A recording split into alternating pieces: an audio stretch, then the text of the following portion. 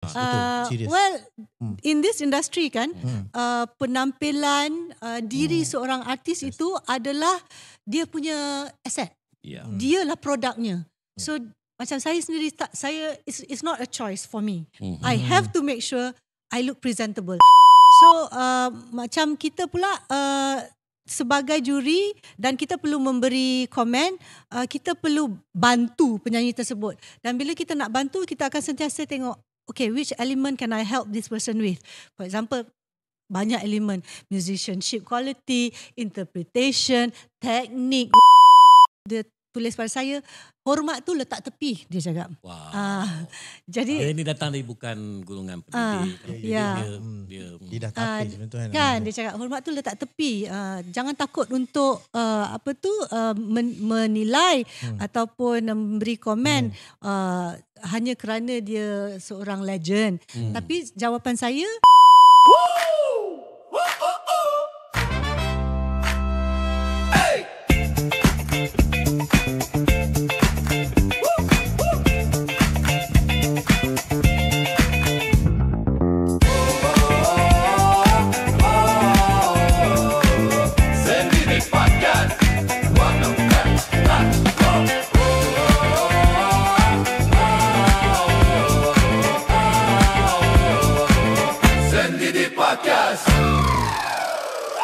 Bismillahirrahmanirrahim. Assalamualaikum warahmatullahi wabarakatuh.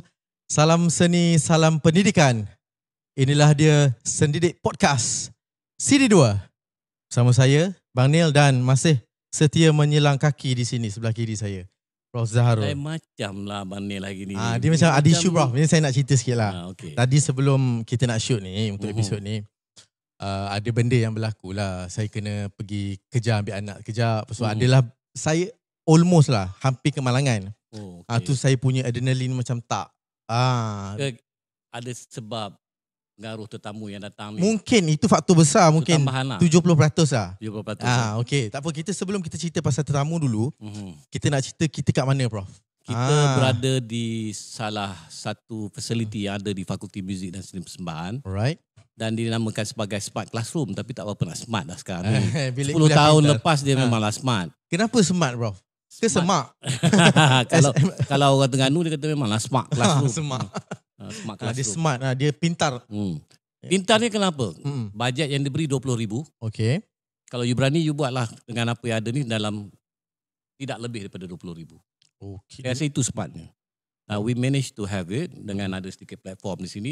Kosongnya sebenarnya. Dengan ada lighting. Okay. Kalau ditukar je lampu ni terus jadi macam berada dalam bilik karaoke. Okey, itu yang dan kalau nak buat small performance here dengan audience sebelah sana pun boleh. Okey, faham. So ini bersamaan dengan rebranding of the faculty dulu lah. Sebab tu colournya sangat vibrant waktu itu. Okey. Ni dah tak relevant lagi dah. Kena tukar balik. Dah lusuh pun. So sini pun boleh berlaku pengajaran, persembahan. Yep. Dan macam-macam lagi tempat santai pensyarah pun boleh kat sini. Saya tengok dia banyak guna untuk even untuk setakat ni lah. Proposal defense. Viva PhD pun sini. PhD pun dia buat sini. Asalnya bukan tu tujuan dia. Okay, tak apa. Yang sekarang tu kita tak bincang. Kita nak cerita hari ni pula, Prof. Ada bunyi kanak-kanak macam dekat episod minggu lepas. Episod, yes. Kita bawa ke sini. Bukan SIDASI. Fakulti Muzik masih tak ambil kanak-kanak lagi setakat ni. Kita ambil yang lepasan SPM sahaja. Warga Mas dia ambil. Alhamdulillah. Okey, bercerita tentang Warga Mas, Prof. Penonton kita tak tahu mungkin. Kita telah menerima kunjungan adjunct professor. Tapi ramai tak tahu adjunct professor, beza dia. Adjunct professor, profesor pelawak dan profesor pencen mungkin. Dia susah dia nak beza. Basically kalau profesor tu dia pakar dalam bidang dia. Okey. Alright. Kemudian kita adalah beberapa profesor yang tetap. Ada profesor dalam ni tetap lah. Untuk tambah lagi, khususnya daripada industri. Kita akan jemput, itu yang profesor pelawat. Kalau profesor pelawat tu dia datang, one off je, baliklah. Okey. Boleh ada berapa profesor, from time to time, ada profesor pelawat, visiting professor. Okey. Selain itu, kita ada juga profesor ajang. Ajang profesor. Ajang profesor ini kita akan bagi tawaran, khususnya daripada industri. Dalam tempoh tertentu, 1 tahun atau 2 tahun. Okey. So dia ada ketetapan masa yang sangat khusus lah untuk adjunct professor. So sepanjang satu tempoh itu, kalau sepanjang setahun tu adalah beberapa aktiviti yang dinilai tambah yang daripada profesor yang ada, pensyarah yang ada. Okay, so dari segi kepakaran, ada spesifik kepakaran dia ke apa? terpulang pada fakulti berkenaan. Kalau dia perlukan kepakaran dalam bidang-bidang tertentu, dalam konteks kita ni kita perlukan beberapa orang profesor pelawat dan juga adjunct. Okay. From time to time kita panggil, tapi buat masa ini kita ada profesor adjunct dalam bidang vokal. Wah, ini kita nak dengar ni.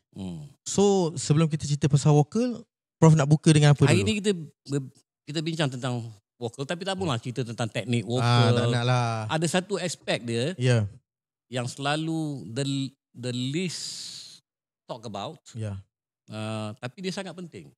Kita sebut teknik lah, pengajaran, semua. Assessment. Penilaian. Aspek ini kalau ikut pakar pun it is under research. Okay. Sedangkan ianya selalu kita lakukan. Hari-hari kita buat. Kita menilai. Kita lihat sesuatu. Tapi dalam penilaian ini, kepakaran itu, pengetahuan, kemahiran, dia perlu ada melalui pengalaman juga. Ya, ini yang kita punya tetamu hari ini. Dia nak jawab. Sama ada dia sedar atau tidak, kepakaran dia dalam menilai. Okay. Selalunya Prof, orang yang pakar dalam penilaian ni adalah tergolong dalam golongan guru. Betul guru tak? Sepatutnya guru. Ya, guru lah. Ya, sebab yang selalu menilai pelajar adalah guru. Tapi guru selalunya menilai pelajar saja. Yes. Dia tak menilai diri dia. Jauh pula ke pergi falsafah tu. Alright. So, dan Prof, bercakap tentang penilaian juga, kita biasanya kita deal dengan manusia, kita bagi penilaian. Contoh saya bagi penilaian pada Husnil. Cara pakaian Husnil ini, dia ada sensitivity di situ. Sebab setiap manusia ada ego dia. Betul. Dan dalam industri contohnya, nanti kita cerita dengan pakar ni lah sebelum saya pilajak. Okay, baik. Bukan senang nak bagi komen. Pertama pada mungkin bukan semua penyanyi melalui sistem formal. Istilah yang diguna harus berbeza. Industri punya bahasa lain. Betul. Dan setiap seorang tu kita kena kenal orang tu baru kita bagi komen. Setengahnya macam saya cakap tadi. Betul. Tersentuh dia punya ego. It is not an easy task. Over the years, saya sangat tertarik bila menonton reality show, kan bentar lagi penonton tahulah. Setiap kali saya memang excited tengok pada yang juri yang ini. Bukan juri, dia panggil apa? Juri. Juri, yes. Okay, jadi tanpa kita buang masa lagi, saya risau dia tertidur je. Dia dah hampir tidur. Kerana tadi dah melalui satu pagi ni dengan sesi dengan bengkel ceramah demonstrasinya, lepas tu pergi makan yang bagus. Time untuk tidur saja. Memang sedap. Tapi jadual dia padat ya, selepas ni nak pergi. So kita kena kejar. Jadi kita tak nak cakap banyak lagi. Inilah dia satu-satunya, the one and only, Datuk Syafinas Selamat. Terima kasih. So terima kasih juga tu datang ke Tanjung Malim. Tentu. Bila dijemput saya datang. Terima kasih juga sebab kita nak panggil sebagai apa? Sebab dia macam-macam. Penyanyi, artis tu pastilah. Public figure. Sekarang ni dia dah masuk teritori pengacaraan pula. Pengacaraan. Saya tahu. Susah cari makan lah Husnil. Program. Bukan itu saja. Pendidik pun dah. Betul. Jadi kita bukan senang Universiti Pendidikan Sultan Idris untuk melantik tu, saya rasa proses yang panjang. Terima kasih. Terima kasih. Salah satu pengiktirafan. Tahun ni macam-macam pengiktirafan. Tanyalah dia. Betul. Award macam-macam. Saya dah tengok tadi Google. Banyak sangat. Tak tahu nak sebut untuk tahun ni. Tak ada, tapi saya sangat teruja apabila UPSI menjemput saya sebagai adjunct professor. Memang saya suka bekerjasama dengan universiti untuk at least share lah sikit apa-apa knowledge yang ada sikit ni. Mungkin public tak tahu bahawa Datuk, sumbangan beliau sebelum daripada dia menjadi adjunct professor telah memberikan banyak daripada projek-projek kita. Progress, especially in terms of vocal, memang di belakangnya ada Datuk. Hanya kita tak point dia sebagai adjunct professor saja. Saya cubalah macam saya kata tadi, membantu apa yang boleh kepada UPSI. Kita tak boleh kedekut, apa tu orang kata, tak boleh kedekut ilmu. Tak boleh, kita kena share. Dulu kita khawatir dia sangat, contohnya you pun daripada situ kan, UiTM di hatiku, dia tak nak bantu UPSI kan. Tak ada. Saya dah di mana-mana dah. Di mana dia belong to the public, bukan pada satu institusi saja. Dan bukan bermakna kalau menjadi adjunct professor di UPSI tak bantu universiti-universiti yang lain. Sebegitulah the spirit of apa kita bekerja. Alright Prof, amalan kita sebelum ni untuk segmen pertama, kita akan kenal tetamu kita dengan lebih rapat untuk dia share latar belakang pendidikan dulu. Okey. Sebab kita start dengan graf yang slow dulu. Kenapa you tak tanya soalan macam ni? Saya baca dalam Wikipedia. Okey, saya menarik ni. Prof, Baca Wikipedia ni orang saya patutnya tak rujuk pada Wikipedia. Tapi pasal ni menarik sangat tau. Ini bukan saya, orang bagi daripada Wikipedia. Ada banyak soalan. Ini semua soalan-soalan yang saya Soalan tak tahu. dari Saya tak Wikipedia? screen. Okey. Saya tak filter. Kita dah saring. Tapi ini soalan-soalan yang sangat bagus. Kalau tentang teknik vokal, itu biasa dah. Okey, Kau memang kenal lah Datuk. Satu mungkin saya datang dengan teori lah. Teori bagus nanti. Mungkin kalau kita nak bagus vokal, kita kena ajuk macam mana anjing menyalak. Kerana ada cerita menyatakan bahawa cerita ni macam mana ni you cakap ipas-pas. Macam mana ni? Ada satu maklumat yang kami terima masa Datuk duduk dalam rahim ibu. Dalam kandungan.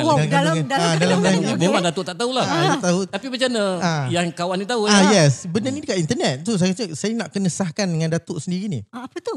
Macam mana nak cakap?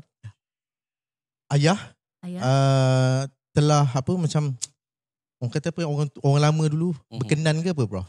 Dia macam ada satu insiden dengan seekor anak anjing kecil.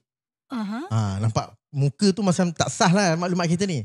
Mana you dapat maklumat? Ya, nanti kita share kan. Okey, teruskan. Saya nak, kenapa asalnya excited nak tahu. titik tolak daripada maklumat ni adalah kenapa suara Datuk soprano high tinggi sangat. Pasal macam anjing. Pasal macam anak anjing. Kenankan anak anjing tu. Kenankan anak anjing. Oh ya ke? Jangan melepaskan anjing tersepit sudahlah. Itu bila keluar lahir. Bila lahir memang suara tu macam anak anjing tersepit. Oh ya Yes, sampailah kena buat. Saya tak tahu sama ada itu satu pujian atau satu penghinaan. Kita tak jadikan ni, kita nak theorize kan. Mungkin daripada itu kita mungkin mula dengan teknik menyalak dulu. Baru boleh nyanyi pada higher pitch kan.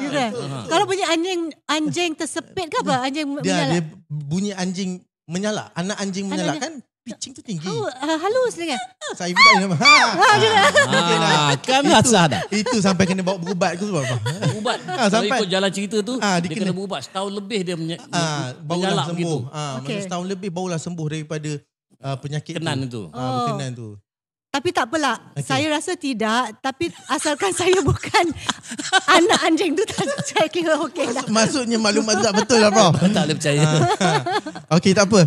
Kita nak dengar dari mulut Tok Nas sendiri macam mana perjalanan Tok Nas dari nak tahu pendidikan dulu. Sebagai penyanyi? Sampai jadi penyanyi. Oh bukan. Saya bermula dari kecil sebagai penyanyi.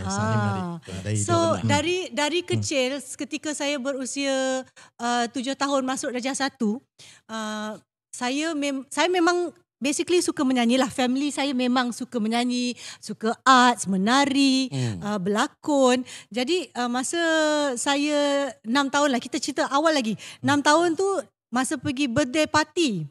Saya ingat kejadian tu. Saya tak tahu kenapa saya ingat, tapi saya ingat kejadian tu. Kakak saya bawa saya birthday party, kawan dia, bila ditanya siapa nak nyanyi, saya angkat tangan. Wow, saya ingat masa tu. Dan saya nyanyi lagu tu, Papaku pulang dari kota. Itu saya ingat. Lagu rakyat dah lagu tu. Lagu KBS. So, bermula dari situ, saya rasa saya tak tahu kenapa. Saya memang suka menyanyi. Masuk darjah 1, saya the talent was scouted by a teacher. Cikgu tu tengok saya, dia kata, oh dia nak duetkan saya dengan anak dia. Anak dia pun di sekolah tu. Jadi saya mula menyanyi, berduet dengan dia, nyanyi dalam harmoni. Jadi seusia 7 tahun saya sudah mula menyanyi dengan berharmoni. Dah belajar choir dekat sekolah. Ya? Ini di sekolah di Batu Pahat? Di Batu Pahat Convent School. Betul. Jadi ini betul. Ini betul. Ini betul. Ni bukan cerita anjing tadilah. Jadi selepas itu dia macam natural untuk saya terus saja menjadi seorang penyanyi. Masa tu kira macam penyanyi cilik lah. Jadi daripada situ saya terus menyanyi, masuk rancangan TV di RTM. Masa tu ada RTM je, tak ada lain. So dari umur 9 tahun masuk radio, terus ke TV tiap-tiap tahun memang keluar muka saya. Kami dipanggil Syafinas dan Eliza masa tu ya. Berduet. Dan kemudian terus-terusan sehingga saya jadi, ada juga masa saya menjadi seperti DJ rancangan kanak-kanak. So ayah saya bawa daripada Batu Pahat ke KL. Almost tiap-tiap minggu. Tiap minggu ke KL. Dan bila berusia 16 tahun saya record satu album sendirian kerana kawan saya dah tak minat lagi nak menyanyi. Lepas tu saya sambung selepas SPM, saya sambung pelajaran di UiTM. Masa tu ITM. Bila cakap ITM tu nampak sangat tua kan? Itu ada soalan tentang itu. Sambung. Jadi saya ambil muzik. Semasa di tahun akhir saya belajar di UiTM, saya telah pun di offer untuk menjadi assistant kepada lecturer saya dalam vokal, dan saya membantu dia untuk mengajar lyric diction dan juga vokal. Dan kemudiannya habis je saya terus di offer untuk menjadi tenaga pengajar di UiTM. Dari UiTM pergi ke Aswara dan berterus-terusan sehinggalah ke hari ini. Dan daripada aspek pengajian, saya adalah lulusan UiTM. Dan saya juga pergi ke Germany untuk mengambil kursus-kursus bersama guru vokal opera singers di sana. Postgrad. Mana menarik cerita tentang tadi tu. Ini salah satu soalan yang ditanya. Saya hanya ada filter tanya je, kumpul je. Orang lain bertambah meningkat tahun, tambah usia, akan nampak lebih lusuh. Sepertinya contoh saya. Tetapi Tok Nas berbeza. Ya ke? Okay. Lagi meningkat, lagi cantik, lagi bergaya. Jadi mereka nak tahu apa resepinya. Okey, tu soalan tak kasar bro. Soalan lain kasar dia macam ni. Macam Saka jawab, apa pakai? Ilmu apa pakai? Itu ilmu anjing tadi tu. Nyala. Booking susu kat mana? Itulah. Apa tu? Terima kasih. How do you keep yourself? Yes, betul. Serius. Well, in this industry kan, penampilan diri seorang artis itu adalah dia punya aset. Dialah produknya. So macam saya sendiri, it's not a choice for me. I have to make sure I look presentable. I don't want to say I look good, but I have to look presentable. Yes. Alhamdulillah, saya dilahirkan dalam keluarga yang mungkin jeansnya bagus, tidak nampak terlalu berusia, tapi macam mana pun saya belanja you lah lepas ni. Tadi ada peluang nak belanja, tak belanja kan? Okay. But bercakap tentang image. Image ada kaitan dengan branding, keterampilan seorang itu bukan saja sebagai artis, tapi sebagai siapa saja bekerja dalam industri apa pun pentingnya image. Kalau tersalah image, salah branding pun. Soalan seterusnya, again ini soalan daripada bukan saya, orang lain. Ada image consultant atau tidak, atau Datuk sendiri yang tentukan semua? Sebab tiap-tiap kalau dalam program reality itu salah satu tarikan kita nak tengok Datuk minggu depan dia pakai konsep macam mana. Image macam mana? Dia depends on the show. Tapi kalau sekiranya rancangan-rancangan besar, reality program yang besar, saya memang ada stylist sendiri yang memang bekerja dengan saya lah, untuk saya, dan dia tidak bekerja dengan orang lain. Jadi dia akan, tapi sebenarnya kebanyakan masa baju yang saya gunakan adalah baju saya sendiri. Kebanyakan artis lain mereka akan engage stylist untuk dapatkan pakaian dari luar. Macam saya pula, saya akan engage stylist ni dan okay, you come to my house, buka lah saya punya wardrobe, pilih lah, and you put together everything, you know. So we always come out with ideas on okay, this look, apa kita nak buat dengan pakaian ini, look apa yang sesuai dengan ni. Jadi as an artist, you have to be creative, you have to always be relevant, dan you have to be fun lah, let's put it that way lah kan. Kita tak boleh macam sentiasa looking the same, sounding the same. You have to be brave enough to try something new. Yang kata yang penting tadi ialah relevant.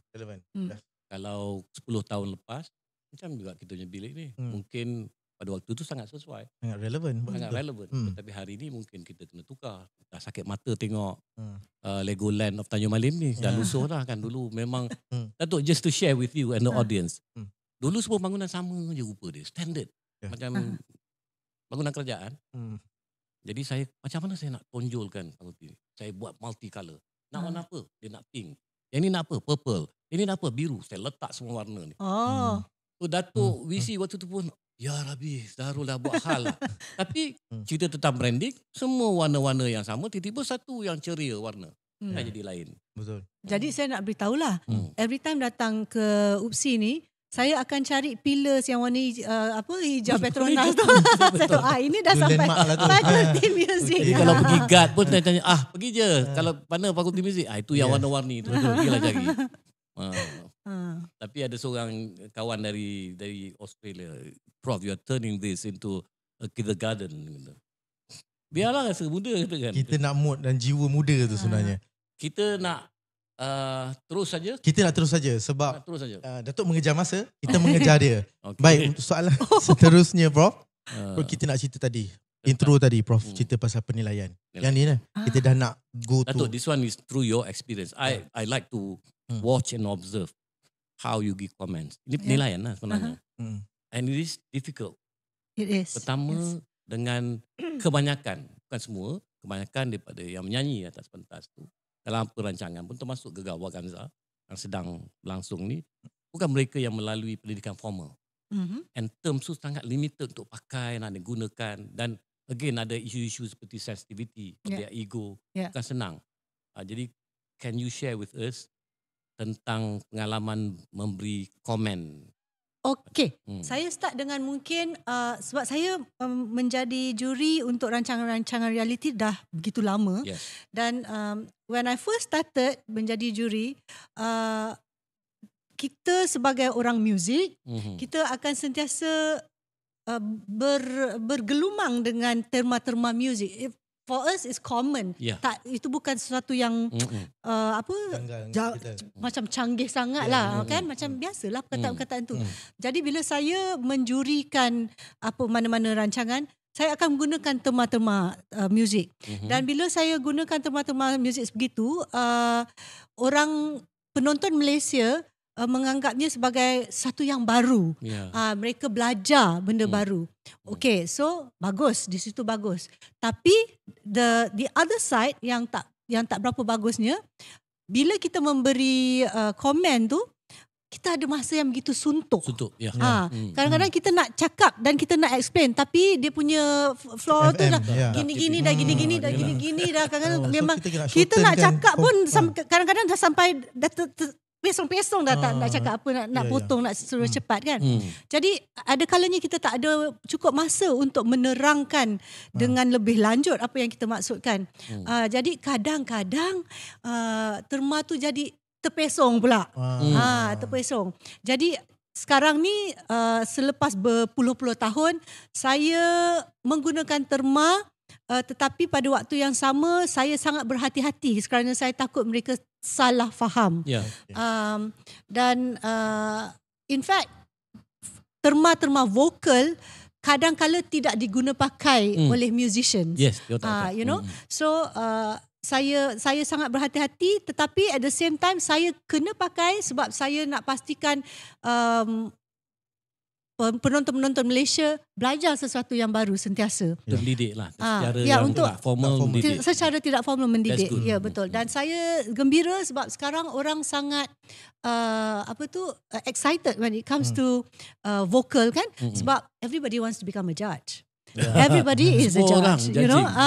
Jadi dan mereka akan gunakan terma-terma vokal tu kan, macam pandai, tapi kadang-kadang alah salah lah dia cakap ni macam. Tapi itulah namanya proses pembelajaran. Dan macam saya pula, pendekatan yang saya ambil adalah apabila saya memberi kritikan, ianya haruslah kritikan membina. Well, for some people menjatuhkan, tapi pada saya tidak. Kalau you tengok dari segi positifnya, that is always something that I want to teach you, because it is never matlamat saya bukanlah untuk menjatuhkan, malah untuk membangunkan setiap penyanyi. Because kita kena, like I said just now, sharing is caring. Ilmu tu penting untuk dikongsi bersama. Dan penilaian itu sendiri adalah untuk menambah baik. Bukan untuk menjatuhkan. Betul. Dan bila saya memberi kritikan yang negatif, yang sangat negatif macam mana pun, saya cuba beri mereka jalan keluar. Maksudnya, okay, I will never say, you nyanyi tak sedap. Full stop. I will not say that. I will say, you nyanyi, for example, sengau. Okay. You know why? Because of this. And this is what you can do. This. Kalau saya ada masa, saya akan explain dengan lebih lanjut. Tapi kalau tak ada masa, then I will always tell them, because sekarang ni a lot of artists ada cikgu. Okay, individual. Individual. Okay. Even for let's say GV, ramai artis di situ yang ada cikgu-cikgunya sendiri, personal yang membantu mereka di belakang. Kebanyakan artis-artis tu cikgu-cikgunya pun anak-anak murid saya juga. Jadi so they will understand. Jadi saya minta cikgu dia lah yang explain. Kalau cikgu dia tak faham, cikgu dia telefon saya lah. Okay, faham. Baik, ni sebenarnya Prof yang kualiti yang saya suka pada. Belum pergi situ. Okay. Jadi banyak diberikan untuk guru adik-adik yang baru nak belajar jadi guru. Framework yang telah diberikan. Prinsip bagaimana kita nak memberi penilaian. Mulakan dengan tengok je Tok Nas, mesti positif dulu. Cakap yang baik-baik, beri pujian. Supaya dia cukup, ego dia selamat. Kemudian baru banyak kelemahan dia, tapi ambil satu saja yang sangat menonjol. Betul kan? Betul. Iaitu ini sentuh, kemudian bukan sentuh saja, komen gitu saja. Bagaimana nak diperbaiki itu seterusnya. Dengan cara itu dia akan improve. So a complete circle of evaluation and assessment. Betul, sebab it is important that you bring up dia punya morale of the singer kan. Sebab of course takkanlah 100% bagus. Betul kan? Kita manusia kan? Tak mungkin 100% bagus. Is there a room to improve kan? Improvement, So macam kita pula sebagai juri, dan kita perlu memberi komen, kita perlu bantu penyanyi tersebut. Dan bila kita nak bantu, kita akan sentiasa tengok, okay, which element can I help this person with? For example, banyak elemen, musicianship quality, interpretation, technique, whatever that you want to touch on. Tapi kita tak boleh touch on too many things oleh kerana waktu yang terlalu singkat. Betul. Hati-hati Snail.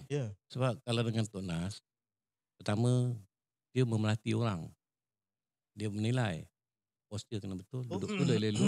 Tadi pun cakap tadi kan, duduk cantik-cantik. Tadi saya dengar bengkel tadi. Posture is important. Sebab saya nak cakap macam ke sini kan, nak ke Prof kan, ke kiri, ke kanan. So dengan cara kalau dia sampaikan yang paling baru ni, kalau dia bercakap keluar urat leher pun dia nampak. Itu yang rasa tak selesa hari ni.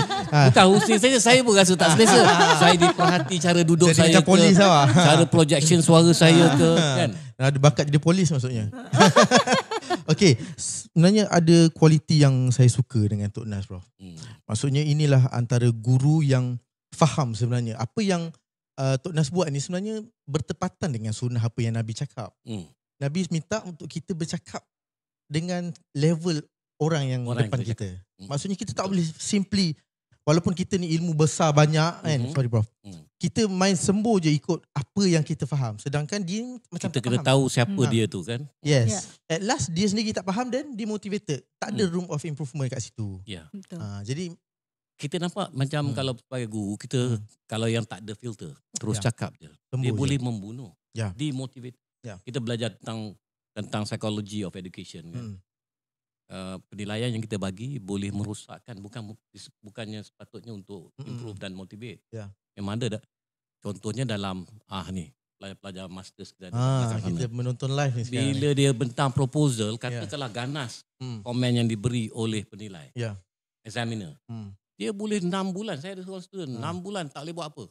Selepas very harsh word even. This is not up to the level of a PhD contoh. Memang kita tahu ini kita kena sama-sama belajar. Saling ingat mengingati. Dan Tengoklah, bagi saya banyak yang kita boleh belajar. Even reality show orang kata itu hiburan. To me, kalau you nak hibur, terhibur. Ya. Kalau you nak belajar, macam Tok Nas cakap, ada komponen pendidikan yang dia bagi secara tidak formal. Saya belajar. Dan saya duk perhati perkembangan daripada dulu. Kalau tanya orang rumah, mesti saya cakap, Tok Nas ni memang dah bertambah bagus dah. Kalah cikgu, cara dia memberi komen. Ni bukan puji dia. Saya kat belakang pun sama juga. Saya nak cari tapi yang tak belanja, saya belanja. cakap komen juga. Tak belanja.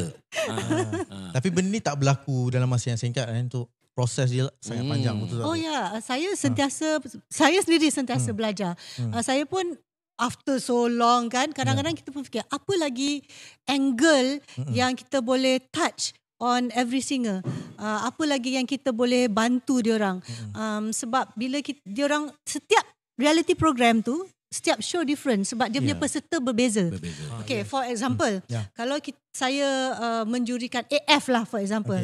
Okay, berbanding GV. Satu AF is muda-muda. kosong. Budak-budak yang kosong, yang tak ada background apa, kosong, raw talents, you know. So bila saya bercakap dengan mereka, saya cuba as layman as possible. Tapi bila dengan GV ni, saya tengok juga orangnya macam mana. Terbaru ini saya menerima satu DM mengatakan, tolonglah cakap dengan truthful, dia kata jujur pada peserta, nyanyi tak sedap, nyanyi pitch tak sampai, macam-macam lagi lah dia DM. Jadi saya balas balik, saya cakap sebagai penyanyi, intonation is yes, very important, but it is one element in singing, in music. So kalau tiap-tiap minggu saya asyik cakap, awak nyanyi pitch tak sampai. Minggu depan pun, awak nyanyi sumbang. Minggu depannya lagi satu, awak nyanyi flat. Lama-lama orang cakap, dia ni tak begitu cerdik ya. Itu je yang dia tahu nak nilai. Dan banyak aspek-aspek lain. So ada banyak aspek lain yang kita perlu buat. Dia cakap, dan dia antara komen dia tulis pada saya, hormat tu letak tepi, dia cakap. Jadi ini datang dari bukan golongan pendidik. Dia dah tapis kan, dia cakap hormat tu letak tepi. Jangan takut untuk menilai ataupun memberi komen hanya kerana dia seorang legend. Tapi jawapan saya, hormat mesti sentiasa ada. Bukan kerana mereka ni legend atau popular, tapi kerana mereka adalah manusia. Kalau pun yang muda pun kita tak komen macam tu kan. So kita kena hormat diorang. Tapi kita kenalah bawa diri kita ke level mana mereka berada supaya mereka faham dan juga audience pun faham. You know, pada saya kritikan can be harsh sometimes, tetapi at the same time you must cover sikit lah supaya egonya itu tak tercalar. Tapi cakap tentang ni, Tok Nas ada cara dia lah, kita boleh follow. Tapi saya juga kagum dengan sahabat baik. Bukanlah kata sahabat baik, tak ada. Tok Ram cara dia beri komen pun brutal ke apa? Bukan, tak ada kata brutal, bukan senang beri komen gitu, dia ngangguk kepala. Okey. Cara tu masing-masing ada cara tersendiri. The combination of tiga ni memang complete lah. Untuk reality show memang complete. Penonton kat rumah tu puas lah kan. Betul-betul. Prof, Tok Nas ada cerita tadi pasal apa? Allah Akbar. Banyak sangat benda bermain dalam fikiran, dah lupa lah tadi. Salah satunya Tok Nas reply DM netizen. Kenal ke tu tadi? Tak kenal. Nampak dia educate juga netizen, bro. Bukannya educate. Sanggup layan juga ya? Sanggup juga layan maksudnya. Tak, sebab ada kala saya akan menjawab yang pada saya perlu penjelasan. Ada kala saya macam biar je lah. Biarlah je apa yang dia nak kata, biar je. Kebanyakan masa saya akan biarkan saja mereka berkata-kata. Tapi kadang-kadang saya perlu beritahu from my point of view. Because saya bukan marah, saya tidak marah. Tapi saya hanya memberitahu there are many ways untuk menilai. Macam tadi kan kita sedang cakap pasal penilaian. So banyak cara untuk menilai, bukan satu cara sahaja. Dan Tok Nas pun menilai kategori penyanyi dari legend, raw sampailah kanak-kanak. Betul. So cerita sikit Tunas, macam mana orang kata nak handle ketiga-tiga golongan ni? Mesti ada approach tertentu yang spesifik Tunas pakai. Betul. Kalau cakap dengan kanak-kanak, takkanlah kita punya nada tu keras kasar, boleh kritikal, boleh tapi tak boleh lah macam bunyi macam marah, kan? Kalau dengan orang tu boleh juga marah.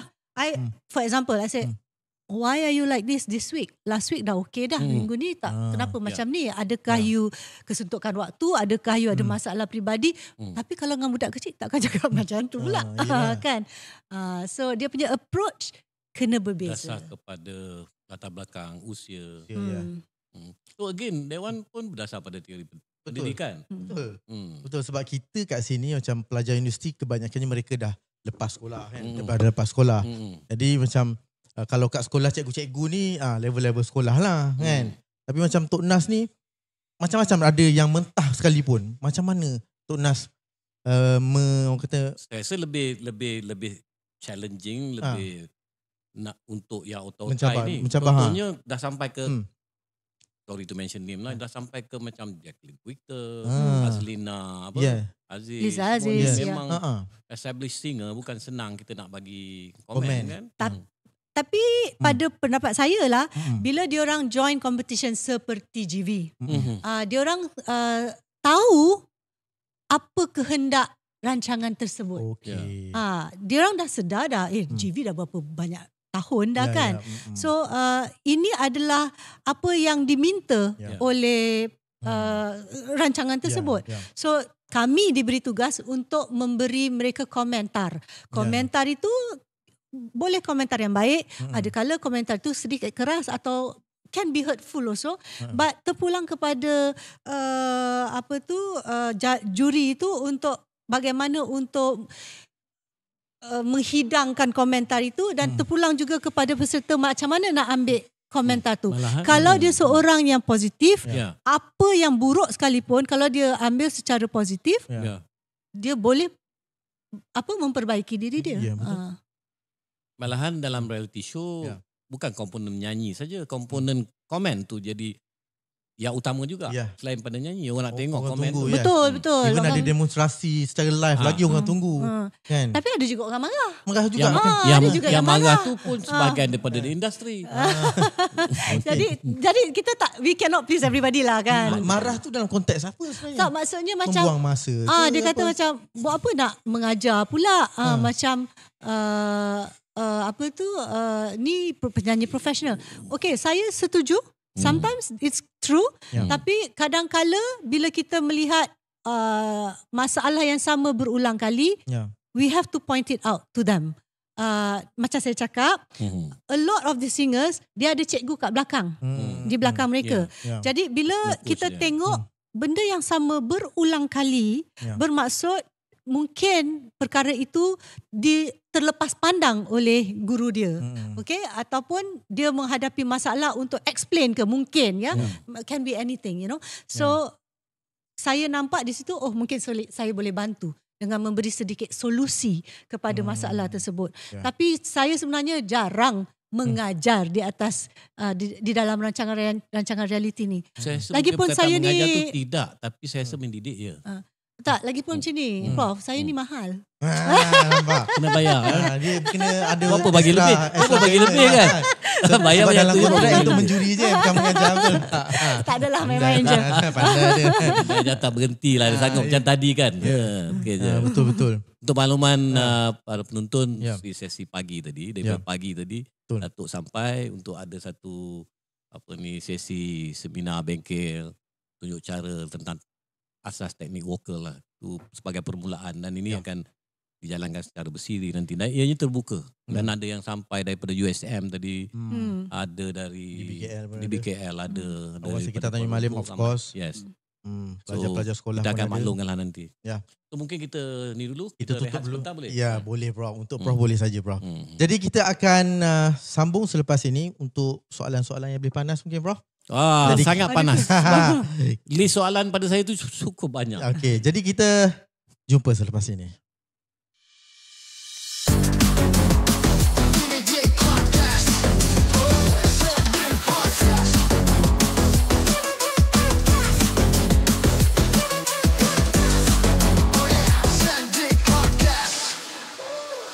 Baik,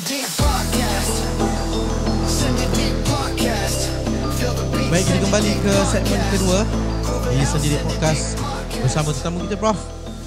Syafina, selamat. Baik, Tok. Ya. Tadi sebelum kita berhenti untuk segmen pertama, saya dah beritahu sekali nak tanya soalan. Kita start dengan soalan yang suam dululah sebelum panas lah. Okey. Kita pasal masih dalam pengajaran vokal dulu, Prof. Ya. Ramai guru-guru di luar sana DM lah bila saya cakap Tok Nas minggu ni. Tok Nas minggu ni. Cikgu-cikgu ni, kawan-kawan kita semua cikgu. Ya. Tolonglah Nil tanyakan macam manalah nak settlekan pelajar yang pekat nada ni.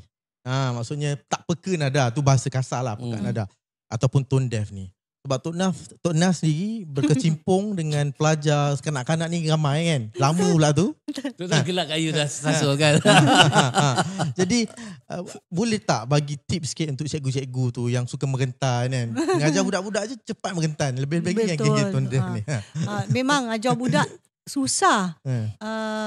Tapi saya dah mengajar dari budak kecil seusia 6 tahun sampailah dewasa 60 tahun ke atas. Kanak-kanak dewasa. Tengok inklusif kan? Daripada kanak-kanak sampai yang dah pencin. Kanak-kanak pencin. Kanak-kanak ni yang you kata tak nak dah. Daripada yang rock saya hinggalah professional singers kan. Sebenarnya mengajar orang yang lebih dewasa ni lagi susah sebenarnya. Sebab dia orang dah set apa dia nak buat. Tapi mungkin ini dari aspek musicianship. Saya pernah baca, saya tak ingat di mana, tapi saya pernah baca there's this one person yang mengatakan there is no such thing as tone deaf. Yes. Kerana apa kita anggap orang itu tidak boleh mendengar, sebenarnya adalah kerana dia tidak biasa. Dia tidak biasa dengan benda itu. So bila dia tak biasa mendengar tu, dia mendengar benda tu macam sekali lalu je. It's not something yang dia akan dengar, aware, tiru, tidak ada. So itu yang menyebabkan dia tak boleh coordinate. It's about coordinating, right? What you hear and how to think of the sound and how to produce the same sound. So yes, you perlu kesabaran yang sangat tinggi. Sabar. Tapi Step 1 sabar. Step 1 kesabaran yang tinggi. Alright. Step 2 adalah keyboard is your best friend, of course, definitely. Macam saya sendiri, saya mengajar permata seni choir. Kami menggunakan pendekatan fixed do. Alright. So fixed do, kami mengambil anak-anak yang memang kadang-kadang ada yang tak boleh dengar pun. Tapi at the end of the day, they can actually sing in tune and they can give me the pitch. For example, I want a do, they give me do. I want a fa, they give me fa. You know, so it's something yang maksudnya benda itu adalah latih to be. Alright. Benda yang kita sentiasa lakukan. So dia akan benda itu boleh dicapai. Singing is a skill. It is something that can be achieved. Tetapi you perlu pastikan benda itu dijalankan sentiasa. So it's a skill that can be acquired, meaning you have to learn it. So learning it takes memerlukan kesabaran dari side cikgu dan juga anak muridnya dan juga ketekunan dan kecekalan because it's not easy. And teaching kids, you have to make it fun for them. Learning has to be fun. Learning has to be fun. And you tak boleh macam kalau kita ajar orang tua, kita ting ting ting. Tapi kalau budak-budak ting miau miau miau miau. Kadang-kadang kita pakai bunyi-bunyian. Kadang-kadang kalau kita kasih bunyi tu dia tak dapat, kita mulakan dengan bunyi yang dia kasih. For example, saya tekan ting, dia nyanyi ting. I cari ting. Kita ikut dia dan kita ikut dia, kita tune ke bunyi yang bawah tu. So after a while they'll get used to it and understand, this is ting, ni tinggi sangat. Rendah sikit. So dia akan faham, tu tadi tinggi, sekarang turun. So you kena, because singing is auditory. Dia bukan visual. So you kena tinggi, turun sikit lagi. So it has to be very slow and steady. Proses dia. Wow. Sabar You itu tak nak separuh daripada jemput iman. Penas, ke Apa dia? NCDRC Kan. dengan sekolah apa? Sekolah Sri Budiman. Sri Budiman kita. Untuk mengajar pasukan choir kanak-kanak pula kan. Tu boleh kita fikirkan. Okay, maksudnya step 1 sabar, step 2 keyboard, step 3 Sabar. keep sabar balik, step 4 keep practice. Sabar balik. Step 5 sabar. Dengar tu cikgu-cikgu. Berterusan. Maksudnya komponen utama adalah sabar. Jangan give up. Jangan give up.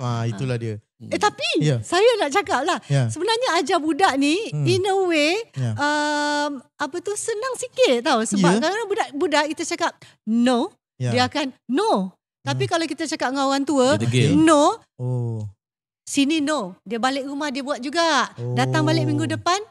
Itulah kanak-kanak 60 jadi, ke atas ni maksudnya. Ni lagi lah, ni menganjing aku lah ni kita. Mesti dia suka boleh sebut pasal orang tua ni. Dia kanak-kanak 60 tahun ke atas. Dia cakap Profesor Ejang, Profesor Pelawat dengan Profesor Pencen. Okay, Prof, silakan Prof. Untuk permata seni tadi, adakah pelajar-pelajar yang datang tu, kanak-kanak yang join tu melalui audition atau perlu audition? Yes. Kami audition, tapi you tahulah muzik dekat Malaysia ni bukan semua budak boleh pergi kelas. Bukan semua budak boleh mendengar dan bukan semua budak boleh menyanyi. Jadi kalau dulu dia punya penapisan memang sangat ketat. Sebab kita memang nak budak yang sangat bagus, yang dia punya perwatakan dia macam aktif, you know. But after a while, budak yang datang itu sangat ramai. Dan saya rasa macam ruginya budak-budak ni, kesian dia orang. You know, and music is not cheap. Music is expensive. Permata seni free. Wow. It's a free project. So apa yang kami lakukan adalah, kami berikan kelas selama daripada sebulan. Dulu kami ambil seminggu, jadi sebulan, sekarang dah jadi setahun. Kami simpan setahun. Free, memang tak bayar apa-apa, belajar tiap-tiap minggu, dan kemudian at the end of 1 year tu kita access, tengok balik, kita nilai balik, tengok adakah pencapaian daripada anak itu punya side. Selalunya ada peningkatan. Kalau tak ada peningkatan adalah kerana dia tak datang ke, atau selalu lambat ke, atau itu yang akan menyebabkan budak itu slow. Tapi usually akan ada peningkatan. Right. Okay. Soalan suam dah. Soalan panas Pak Prof? Tak ada, ini tak panas. Tak panas sangat. Okay. Tak panas. Okay. Kita tanya apa pandangan Datuk terhadap perkembangan pendidikan vokal lah di Malaysia, sama ada di sekolah maupun di institut pengajian tinggi,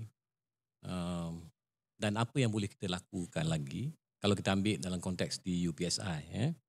Kita apart from yang memang training biasa dalam dia punya kursus applied dan sebagainya, kursus major instrument, kita ada kumpulan di vokalis yang kita pun ucap terima kasih, penghargaan pada Datuk kerana berterusan membantu di vokalis ini. Sama-sama kasih.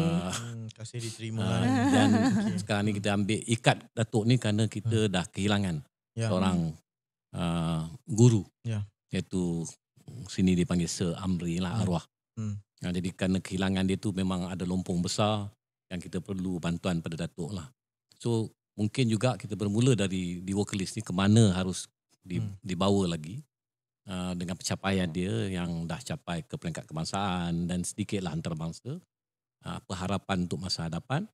Dan mungkin juga bukan saja terbatas pada di vokalis, mungkin juga kumpulan-kumpulan lain, pendidikan vokal umumnya di sekolah, di IPT, harapan Datuk. Okey. Kalau bercerita tentang di vokalis, saya nampak di vokalis sebagai satu kumpulan yang ada potensi besar. Walau bagaimanapun, menjalankan satu kumpulan lah, tak kisahlah choir ke orkestra ke apa ke, sebenarnya sangat mencabar kerana dia memerlukan teamwork. Dan mereka ni perlu have passion. Dia kena passionate about it. Dia kena memang nak buat tu kerana diri mereka. Bukan dipaksa. Bukan dipaksa. macam kelebihan UPSI atau The Vocalist adalah dia adalah satu entiti ataupun organisasi yang berada di dalam university, di mana the supply of singers tak akan berakhir, tak akan putus, sentiasa ada. Jadi saya melihatnya sebagai satu yang sangat positif.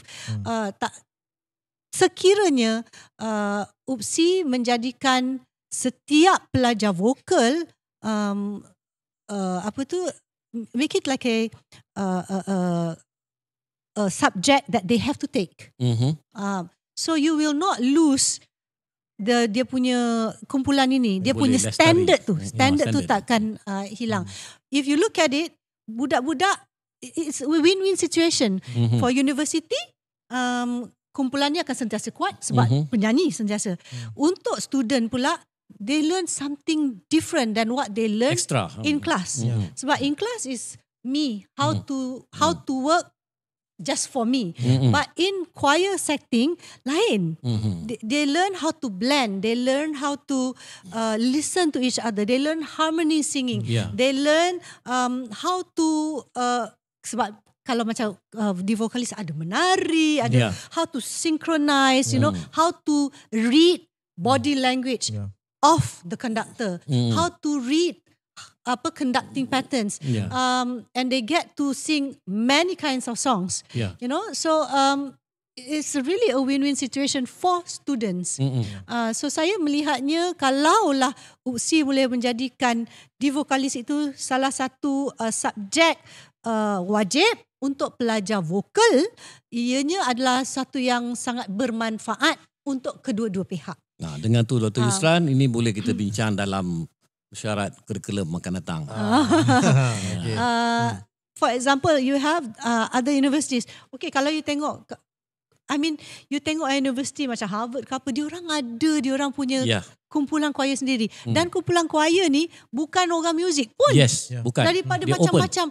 But then they are so famous, they go travelling around, buat tour, orang datang tengok konsert dia. Kenapa UPSI tak boleh? Itu harapan besar tu sebenarnya. Sebenarnya kita, macam itulah Datuk, harapan yang Datuk nyatakan tadi, kita kalau boleh bukan hanya di vokalis, itu sebagai pemangkin. Harapnya ada banyak lagi kumpulan-kumpulan seumpama ini yang ditubuhkan di semua universiti. Tak perlu universiti yang ada music major. Dan seterusnya mungkin Datuk dalam community, vocal group community.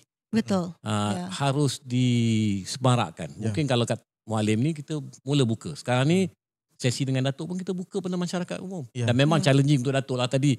Daripada vocal major sehingga mungkin makcik kumpulan marhaban pun ada tadi. Tapi kita nakkan memasyarakatkan perkara ni. Dan kalau boleh lebih banyak lagi.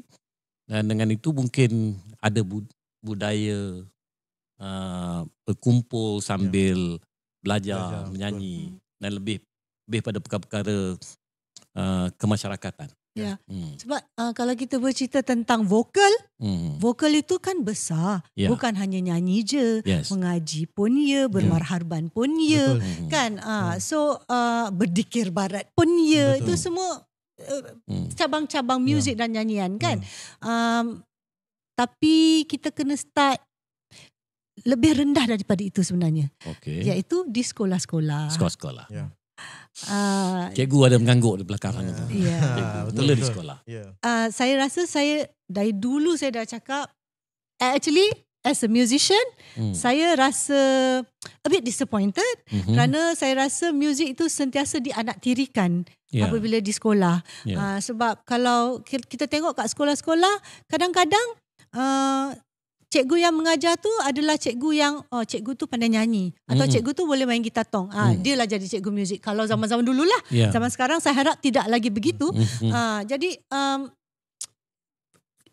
siapa yang nak memandang tinggi kepada musician kalau bukan musician? So we must make sure that music ini, especially macam UPSI yang akan menghasilkan guru-guru yang akan bekerja bertugas di sekolah, memastikan this mentality is gone, that music is just and entertainment, because music is not just entertainment. Music is a career. Music itu adalah satu sumber ekonomi kepada negara. So kita kena berfikir lebih besar daripada apa yang ada sekarang, iaitu alah music je. Alhamdulillah, kerana ini memang perjuangan yang panjang, tetapi telah ada beberapa perubahan. Dari segi pendidikan guru, alhamdulillah Datuk. Sekarang ni semua kebanyakan guru yang di sekolah menengah maupun sekolah rendah adalah mereka yang telah menerima latihan. Alhamdulillah. Di peringkat sarjana muda pun. Kebanyakannya adalah mereka yang dilatih dalam bidang muzik lah. Namun demikian, kedudukan mata pelajaran muzik itu masih belum kukuh kerana hanya ada 30 minit saja seminggu.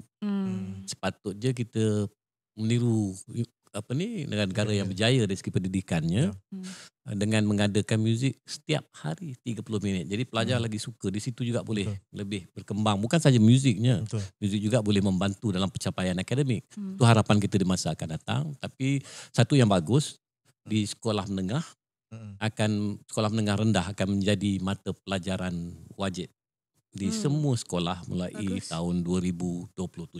Itu satu perkembangan yang terkini yang sangat positif. Dengan itu mungkin kumpulan-kumpulan choir, pengajaran vokal dan muzik secara umumnya juga akan bertambah baik. Saya harap begitu. Sebab saya sendiri datang daripada convent school. Saya di convent school dulu dah ada choir group dah. Dari budaya convent school. Itu tahun berapa tu? 80-an dah cakap dah kan, jadi tak tahun 80-an pun dah ada choir. Dah ada pertandingan choir macam tu. So saya rasa kenapa sekarang makin ke belakang, tak sepatutnya. Patutnya makin ke depan. Kita macam pakar sejarah kita, Dr. Sahul pernah menyatakan kita selalu terlupa dalam membangunkan negara. Kita tumpukan pada bidang-bidang lain sehingga kita terlupa bahawa pembangunan sebuah negara itu juga berkaitan dengan kemajuan seni. Betul. Mungkin Tok, kata-kata terakhir. Kata-kata terakhir dah kumpat. Pasal kumpat dah. Okey. Soalan terakhir. Soalan terakhir je saya. Ini Prof satu, saya satu. Okey, saya. You nak dulu ke saya dulu? Prof, saya dulu Prof. Okey, silakan. Prof last. Okey. Kata-kata terakhir untuk untuk terakhir. Bukan kan? Salam akhir. Tok Nas kita kenal. Dia ni macam duta guru vokal lah. Macam-macam lah, bukan guru saja. Jadi duta guru. Jadi untuk kata-kata kepada guru-guru yang sedang melihat, kebanyakannya audiens kami adalah guru-guru. Untuk mereka-mereka yang nak kembangkan lagi seni suara untuk kalangan pelajar-pelajar ni, mungkin nasihat sikit untuk mereka-mereka ni. Saya ingin menyeru kepada semua guru-guru vokal di luar sana untuk sentiasa upgrade your skill. Jangan fikir, don't be complacent with what you have. Sebab you kena sentiasa membaca. Saya rasa yang paling kurang ada membaca. So kita kena baca dan kita kena faham, dan paling penting adalah kita faham how the body works in order for us to control the muscle. Kan? Kalau bila kita faham, kita tambah lagi dengan membaca, maka kita punya pengetahuan itu lebih tinggi dan kita boleh membantu seseorang penyanyi untuk menjadi lebih baik. Sebab kalau kita tak faham macam mana badan kita bekerja, dan sebab kita sebagai seorang guru ni, kita adalah seorang doktor. Okay, so kita tak boleh kasih Panadol kepada semua pesakit. Kita kena jadi seorang doktor yang menilai sakit apa untuk diberikan ubat apa. Diagnose betul-betul, baru boleh kasih ubat yang betul. Penilaian juga. Betul. Diagnose dan bagi dia punya prescription. Alright, soalan saya lepas settle. Dah lepas lah. Kita tengok dalam Tok Nas punya mark tu ada air ke, takut dia curah ke muka saya nanti. Soalan ni memang saya pun tak selesa. Terus je lah. Tok Nas, bila nak menamatkan zaman bujang? Itu soalan dia, bukan saya. Ini audience. Silalah Tok Nas, silalah. Saya nak selamatkan diri saya. Sebenarnya soalan ni kan daripada saya start dulu sampai dah nak penghujung ni pun orang duk nanya soalan yang sama. Okey, saya tak boleh buat kerja Tuhan. Terbaik. The ultimate answer. Kalau dia kata ada. Kalau dia kata tak ada, saya terima. Mungkin belum lahir lagi. Tok Nas tak risau. Tapi ni orang peminat-peminat yang risau sangat. Itulah, terima kasihlah sebab risaukan saya. Tapi sebenar-benarnya saya sangat selesa dengan kehidupan saya sekarang. Dan tak ada apa yang perlu dirisaukan. I'm happy the way I am. Ketentuan Allah tu yang terbaik untuk setiap orang itu. Kalau itu keadaannya, itulah terbaik untuk kita. Bukan kita yang menentukan. Okay, puas jawapannya? Okay. Alright. Mungkin itu kata-kata terakhir dari Tok Nas. Oleh kerana masa Oleh kerana masa. Tok Nas, terima kasih banyak. Maaf ambil masa yang sangat banyak sampai lewat lebih pula tadi kita tak cakap pukul 4 kan. Sekali lagi terima kasih Tok Nas bagi pihak Fakulti Universiti juga, dan ini bukan pertama kali dan kali terakhir untuk datang ke sini sebagai ajang profesor. Akan berterusan sepanjang tahun ini. Terima kasih banyak. Terima kasih dari pihak saya, terima kasih kepada podcast ini kerana menjemput saya, dan terutamanya kepada UPSI kerana percaya kepada saya untuk sama-sama berjalan sekurang-kurangnya selama setahun ini untuk membantu pelajar UPSI. Saya akan cubalah sedaya upaya untuk orang kata macam saya cakap tadi awal-awal, sharing is caring. Sharing is caring. Baik. Untuk yang terbaik. Itu sahaja dari kami untuk episod kali ini. Jangan lupa like, komen, share di YouTube, TikTok dan Instagram Sendidik Podcast. Jadi kita berjumpa lagi di episod akan datang. Assalamualaikum warahmatullahi wabarakatuh. Bye-bye. Bye.